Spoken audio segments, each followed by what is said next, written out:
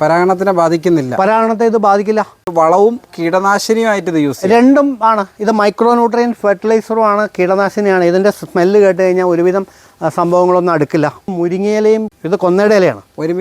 ഒരുമിച്ച് ചെയ്താൽ അതിൻ്റെ ഫലം അവിടെ 2 ഉള്ളി ചതച്ചിട്ടിട്ട് അതിനെ കഷായമാക്കിയിട്ട് ചെടികൾക്ക് കൊടുത്തു കഴിഞ്ഞാലും ഒരു പ്രാണിയും വരില്ല. തോട്ടിൽ കൊടുത്തു കഴിഞ്ഞാൽ വീണ്ടും ഉൽപ്പാദനം 3 മടങ്ങായിട്ട് കൂടി വരും. ഇത് നമ്മുടെ വീഡിയോയുടെ 2ാം പാർട്ടാണ്. ഇതിനകത്ത് മെയിനായിട്ട് പറയുന്നത് ചെടികൾക്ക് ആവശ്യമുള്ള വളങ്ങൾ നമുക്ക് നാച്ചുറലായിട്ട് തന്നെ ഉൽപ്പാദിപ്പിക്കാം.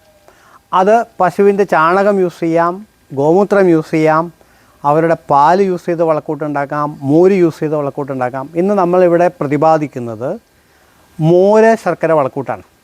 അപ്പോൾ അതെങ്ങനെയാണ് നമുക്ക് നിർമ്മിക്കാൻ പറ്റുന്നത് എന്ന് നമുക്ക് നോക്കാം. ഏറ്റവും പെട്ടെന്ന് നമുക്ക് ഉണ്ടാക്കിയെടുക്കാവുന്ന വളക്കൂട്ടാണ്. അതിനകത്ത് ആദ്യം നമ്മൾ എടുക്കേണ്ടത് 1 ലിറ്റർ മോരാണ്. ഇത് 1 ലിറ്റർ മോരാണ്, വെണ്ണ നീക്കി എടുത്തിട്ടുള്ള മോരാണ്. ഈ മോര് നമ്മൾ ഈ ബക്കറ്റിലേക്ക് ഒഴിക്കാൻ പോവുകയാണ്.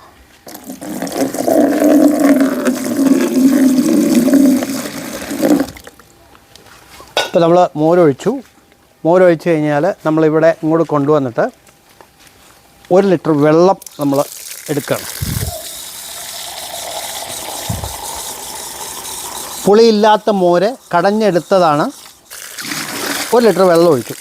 1 ലിറ്റർ വെള്ളം ഒഴിച്ച് കഴിഞ്ഞാൽ പിന്നെ നമ്മൾ ചെയ്യേണ്ടത് ഒരു ഉണ്ട ശർക്കരയാണ്. ആ ശർക്കര നമ്മൾ ഇതിനകത്തേക്ക് ഇടുക. ഏറ്റവും സിമ്പിളായിട്ടുണ്ടാക്കാവുന്ന ഒരു വളക്കൂട്ടാണ്. അപ്പോൾ ഇത് ശർക്കര നമ്മൾ ഇടാൻ പോവുകയാണ്. ശർക്കര ഇതിനകത്തേക്ക് ഇടാൻ പോവുകയാണ്. ഇട്ടോളൂ. ഇനി ഇതെങ്ങനെയാണ് വളം ആയിട്ട് മാറുന്നതെന്ന് കൃത്യമായിട്ട് നമ്മൾ മനസ്സിലാക്കണം. ഇത് മോരിൽ അടങ്ങിയിരിക്കുന്ന ബാക്ടീരിയാസ് ഈ ശർക്കരേനെ ഓട്ടോമാറ്റിക്കായിട്ട് അതിനകത്ത് ലയിപ്പിക്കും. മോരിൽ ശർക്കര ലയിക്കുമ്പോൾ നമുക്കറിയാം അത് വളക്കൂട്ടായിട്ട് മാറി. അപ്പോൾ ഈ ശർക്കര നാളെ നേരം വെളുക്കുമ്പോൾ ഇവിടെ കാണില്ല, അത് മോരിൽ ലയിച്ചിട്ടുണ്ടാവും. ലയിച്ച് കഴിഞ്ഞ് കഴിഞ്ഞാൽ 1 ലിറ്റർ മോര് ശർക്കര വളക്കൂട്ട് എടുത്തിട്ട് 7-8 ലിറ്റർ വെള്ളത്തിൽ മിക്സ് ചെയ്തിട്ട് ചെടികളുടെ താഴെ ഒഴിച്ചു കൊടുക്കാം, ചെടികൾക്ക് സ്പ്രേയും കൊടുക്കാം. രണ്ടും ചെയ്യാം. ഓക്കെ. മഴക്കാലത്ത് കൂടുതൽ എഫക്റ്റീവായിട്ടുള്ളത് നിലത്ത് ഒഴിച്ചു കൊടുത്തു കഴിഞ്ഞാൽ കുറച്ചും കൂടി വളം നന്നായിട്ട് അബ്സോർബ് ചെയ്യും ചെടി.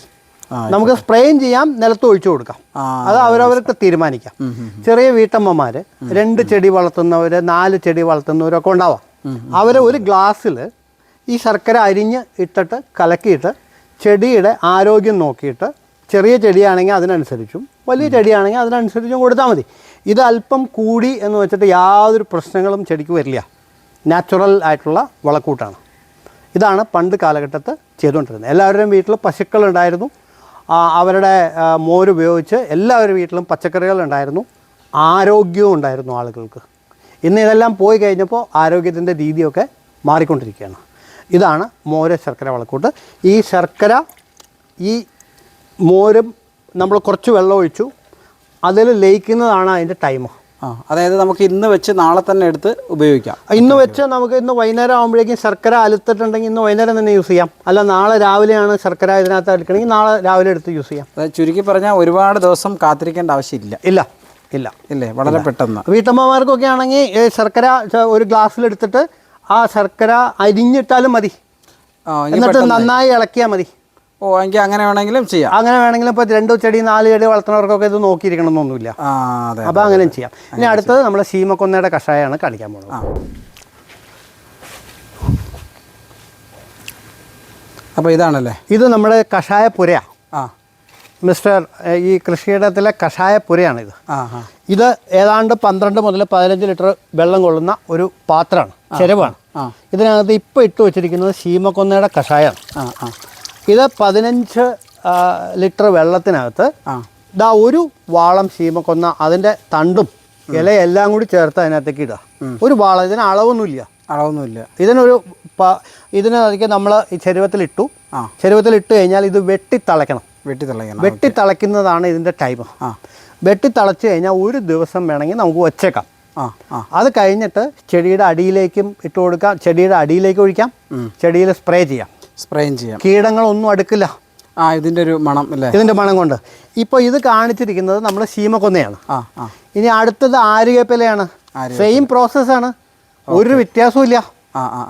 ഇത് എങ്ങനെയാണോ ഇത് നമ്മൾ ശീമക്കൊന്നയ്ക്ക് അപ്ലൈ ചെയ്തത്, അതേമാതിരി അത്ര ഇല ഒരു 10-12 ലിറ്ററിനകത്ത് ഇട്ടിട്ട് വെട്ടിത്തിളയ്ക്കുക.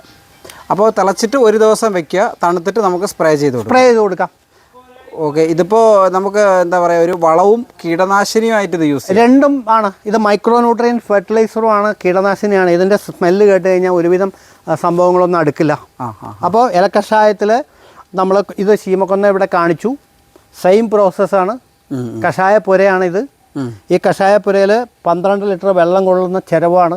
ഇത് പണ്ട് മുതലേ കഷായം വെക്കാനായിട്ട് നമ്മുടെ ജോഷ് ചേട്ടൻ ഉപയോഗിച്ചുകൊണ്ടിരുന്ന കഷായപ്പുരയാണ്.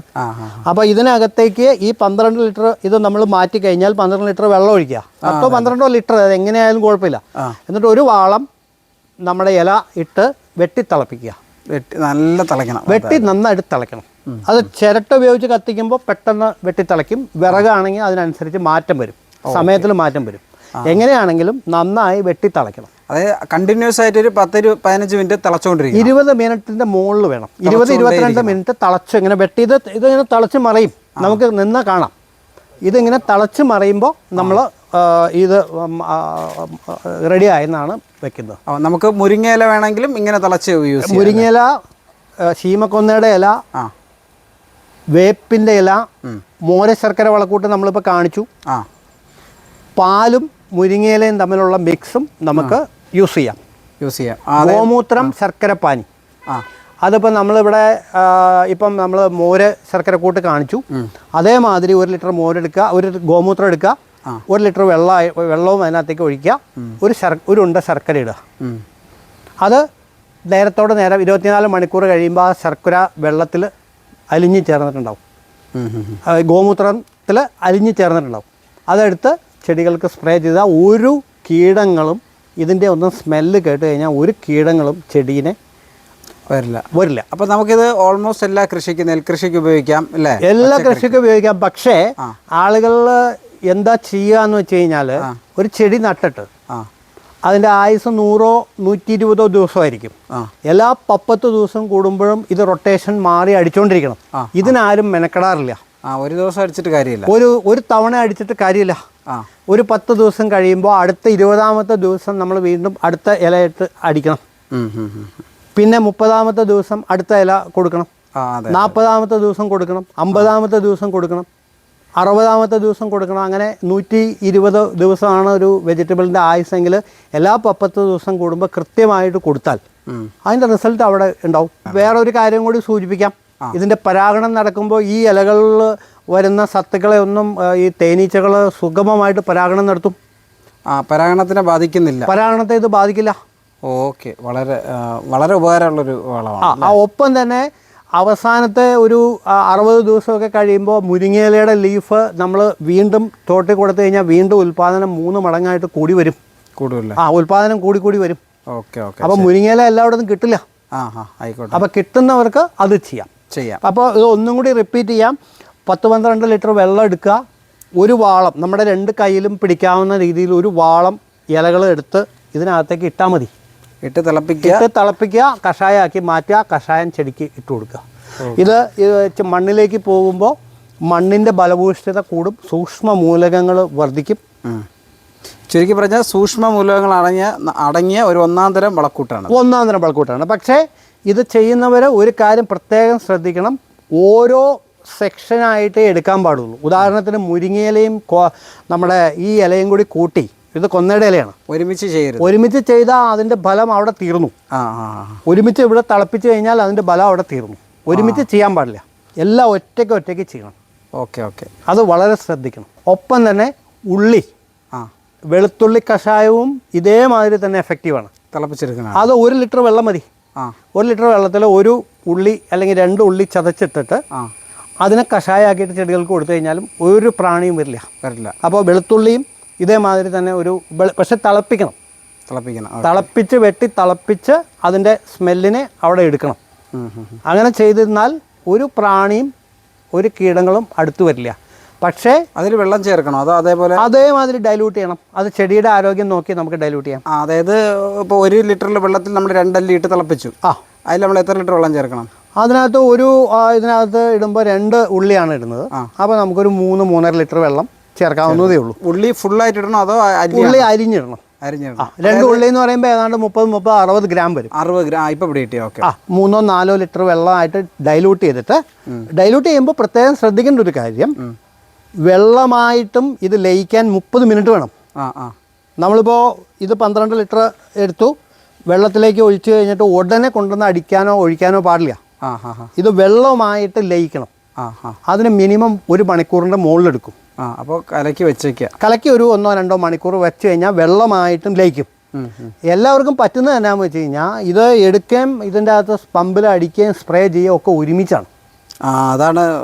അതാണ് റിസൾട്ട് കിട്ടാത്തത്. ഓക്കെ. അപ്പോൾ ആ ഒരു കാര്യം പ്രത്യേകം ശ്രദ്ധിക്കുക. ഇത് ഇലക്കഷായ പെര ആണ്. വളരെ സന്തോഷത്തോടു കൂടിയാണ് ഇവിടെ നിന്ന് സംസാരിക്കുന്നത്. പ്രേക്ഷകരെല്ലാവരും ഇത് ഉപയോഗിക്കാൻ എല്ലാവരും മനസ്സ് കാണിക്കണമെന്നും നല്ല ആരോഗ്യത്തോടു കൂടി ജീവിക്കണമെന്നും പറഞ്ഞുകൊണ്ട് എറണാകുളം ജില്ല പെരുമ്പാവൂർ കൂവപ്പടിയിൽ നിന്ന് KVS Mani. Thank you very much. അപ്പോൾ സുഹൃത്തുക്കളെ, എനിക്ക് ഇത് തന്നെയാണ് പറയാനുള്ളത്. നിങ്ങൾ ട്രൈ ചെയ്ത് നോക്കുക. നല്ലൊരു ബെസ്റ്റ് റിസൾട്ടാണ് ഇവർ ചെയ്തതിൽ നിന്ന് ഞാൻ മനസ്സിലാക്കിയത്. അപ്പോൾ നിങ്ങളുടെ വിലയേറിയ അഭിപ്രായങ്ങളൊന്ന് കമൻറ്റായി രേഖപ്പെടുത്തുക. അടുത്തൊരു വീഡിയോയിൽ നമുക്ക് വീണ്ടും കാണാം.